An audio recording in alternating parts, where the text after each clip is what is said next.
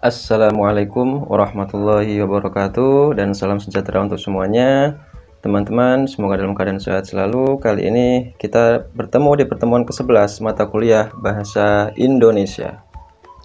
Baik, pada pertemuan kita kali ini kita akan membahas yaitu, tapi sebelumnya saya ingin kasih tahu terlebih dahulu perbedaan antara ringkasan dan rangkuman. Teman-teman harap diketahui ringkasan dan rangkuman itu tidak sama. Perbedaannya mari kita simak bersama. Sebagai awalnya, kita akan membahas ringkasan dan abstrak terlebih dahulu. Ringkasan adalah menyajikan kembali sebuah tulisan yang panjang ke dalam bentuk yang pendek. Itu ringkasan. Jadi hanya dari satu sumber. Kita ringkas atau kita sajikan dalam bentuk yang pendek. Kemudian abstrak. Kalau abstrak biasanya ada di dalam jurnal atau skripsi, tesis, dan disertasi. Hanya seperti itu. Nanti kita bisa lihat bersama-sama. Baik, saya sampaikan dulu. Ini contoh jurnal. Jurnal itu adalah tulisan atau penelitian seseorang. Seperti ini. Ini contoh jurnal yang memuat abstrak. Abstrak ditulis dalam bahasa Inggris. Di sini ada terjemahannya. Abstrak juga memuat tujuan, ini tujuannya.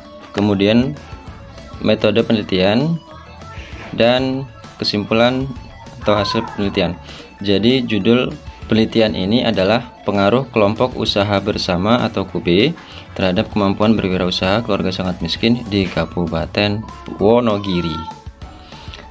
Dalam abstrak, metode penelitian ini adalah untuk mengetahui pengaruh program KUB terhadap kemampuan berwirausaha keluarga miskin. Metodenya menggunakan metode kuantitatif, sedangkan hasil kesimpulannya menunjukkan bahwa program KUB memiliki hal yang positif kepada keluarga yang sangat miskin. Baik, itu adalah abstrak. Kita kembali ke awal tadi, ya, ringkasan, perbedaan ringkasan dan abstrak. Setelah abstrak ada sintesis, ya. Kita lanjut saja. Tadi sudah. Sintesis ini adalah merangkum intisari bacaan yang berasal dari beberapa sumber. Nah, hampir sama dengan ringkasan. Kalau ringkasan itu tadi menulis kembali tapi lebih pendek dari satu sumber. Kalau sintesis itu menulis kembali intisari bacaan dari berbagai sumber. Jadi sintesis itu sama saja dengan merangkum. Nah, sumber-sumber tersebut dimasukkan dalam daftar pustaka. Syarat menulis sintesis adalah objektif, kritis, dan mencari kaitan antara satu sumber dengan sumber yang lain. Lanjut. Nah, kita lihat juga kembali kepada contoh yang tadi. Ya, artikel atau jurnal. Jadi dalam artikel itu, Indonesia adalah negara yang kaya dengan sumber daya alam, namun kekayaan yang dimiliki belum mampu mensejahterakan rakyatnya secara adil dan merata. Menurut BPS, angka kemiskinan per September tahun 2019 dan seterusnya. Jadi saya mengambil dalam contoh ini, saya itu mengambil contoh dari BPS, ya, dalam artikel ini. Di sini juga diambil juga sumber dari forum. Jadi intinya gini, sumber-sumber ini untuk memperkuatkan argumentasi atau sumber dari contoh sintesis ini, ya. Dan ada juga penelitian dari Ningsih dan Jember 2018. Baik, Kembali ke materi masih terkait dengan itu, karena itu sudah menyangkut ke kutipan dan rujukan. Nah, kalau kutipan ini berfungsi untuk memperkuat argumentasi kita. Contohnya seperti ini. Kutipan langsung. Menurut Keyraf dalam bukunya yang berjudul Argumentasi dan Narasi. Argumentasi adalah, nah ini pendapatnya langsung si Keyraf. Langsung kita tulis menggunakan tanda petik ya. Bisa juga ditulis seperti ini.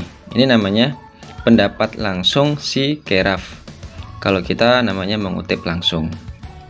Kemudian kutipan tidak langsung. Mengutip dengan cara meringkas kalimat dari sumber aslinya. Nah, ini sebenarnya Keyraf mengatakan ini, tapi kita singkat atau kita ringkas ya teman-teman. Itu namanya kutipan tidak langsung. Intinya dalam mengutip selalu mencantumkan nama, kemudian tahun penelitian atau buku tersebut. Kalau yang ini namanya rujukan. Rujukan itu adalah catatan kaki atau footnote seperti ini ya.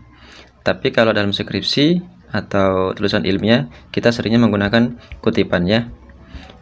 Kalau rujukan jarang banget gitu ya.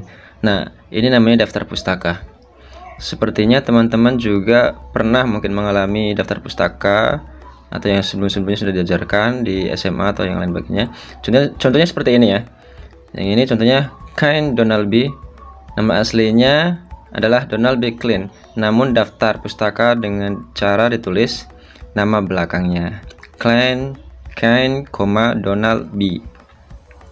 Tahun dalam kurung, kemudian personal itu adalah judul, Jakarta itu adalah tempat terbitan, .2, dan baru kemudian terakhir dan baru penerbitnya, Perpustakaan Populer Gramedia. Kalau dua penulis seperti ini, jadi yang dibalik penulis yang pertama, 3 penulis juga sama.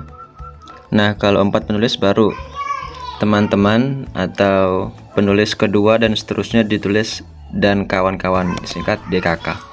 Baik, itu kita kembali ke kutipan. Nah, ini kutipan dan rujukan. Kalau dulu saya menggunakan atau seperti contoh ini, kutipan tidak langsung ya. Dalam penelitian pidana dan Guntur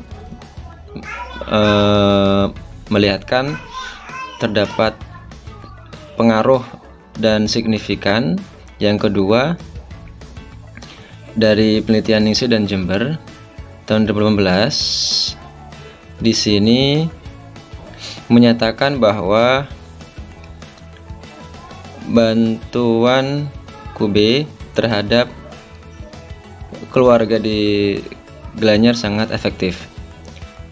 Dan masih juga pendapat di sini Hermuningsih, kemudian pendapatnya Bakhtiar Jamaluddin. Nah, itu jadi semuanya di sini contoh disertakan semua ya dalam artikel ini. Kemudian contoh berikutnya kita lihat di sini. Sini menyatakan Hermuningsih juga penelitiannya. Jadi ketika kita menulis atau mengungkapkan argumentasi kita atau kita yang nulis, saya pribadi selalu menggunakan pendapat orang lain atau mengutip hasil penelitian dari penulis lain, begitu ya, untuk memperkuat argumentasi. Sistem skripsi, tesis, dan disertasi itu sangat beda sekali ya teman-teman, harap dipahami. Kalau skripsi hampir keseluruhan itu bisa mengutip atau menyalin dari referensi, sedangkan tesis itu prosentasenya 50% untuk kutipan dan yang lainnya bisa kita tambahin sendiri, menggunakan artikel sendiri, karangan sendiri dengan logika sendiri, tapi jangan lupa diseling-seling dengan referensi yang lain. Kalau disertasi baru 70% ke atas, hampir mendekati 90%, itu merupakan pemikiran kita sendiri ya. Tentunya harus terdapat daftar pustaka maupun kutipan, begitu ya. Jadi cukup seperti itu ya teman-teman. Semoga dapat dipahami dan selalu semangat untuk selalu meningkatkan wawasan belajar kita semuanya. Terima kasih. Wassalamualaikum warahmatullahi wabarakatuh.